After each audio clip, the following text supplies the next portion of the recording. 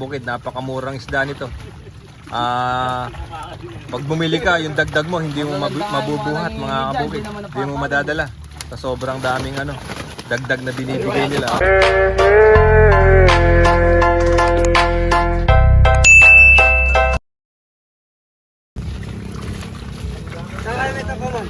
Ito mga kabukid, nandito tayo sa may San Agustin, Candaba, Pampanga. Ito yung version bangus ng Candaba mga kabukid, yung tinatawag namin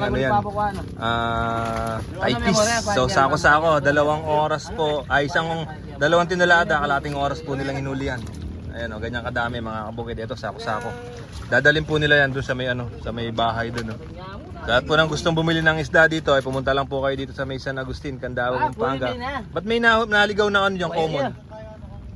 No? May naligaw na common.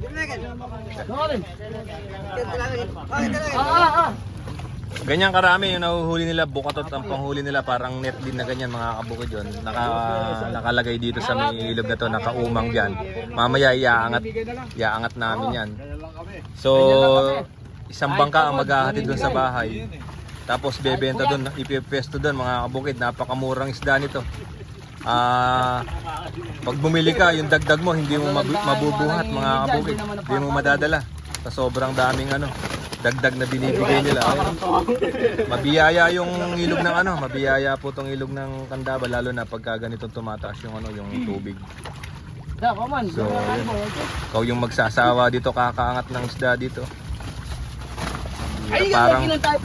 Parang mga parang mga bangus Parang mga bangus.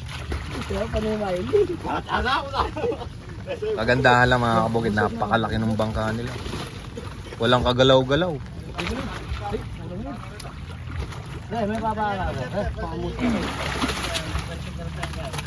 Ito. Ganyan kadami, isang kalating oras lang nilang hinuli yan, 2 tinalada. Hindi masyadong importante sa kanila. Kadami yung tropo. Salukuyang umuulan dito ngayon, pero walang tigil yung yung isdang nahuhuli nila. Bibigay na yan. Ayun, tinabi na ron. Kada sako kasi hindi nila pinakapupuno yung sako kasi napakabigat. Napakabigat niya mga kabukid. Parang mga kung titignan po natin sa video parang mga isdang bangus. Pero mga tawag po namin dyan taipis. Sa iba, maya-mayang tabang, big head, silver, kayo nung tawag nila mga kabukid. Parang pispan to. Ito po ilog po, hindi po pispan ilog po yan. Ilog yan mga Yung ilog ng Candaba. Ito naman bukirin yan. Yan, sa bukid yan mga kabukid. Na lang, nabaha lang, na tumas lang yung tubig. Ayaw po makangangay kaya ka.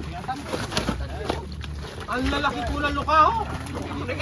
Lukaho? Yung lukaho ka rin ay. Ang lalaki po ng ayungit. Putera na lang.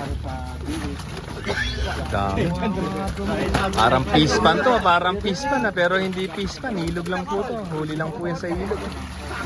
Yan po yung mga sumusubang isda dito. Pagka lumalaki yung tubig mga kabukid. Sako-sako.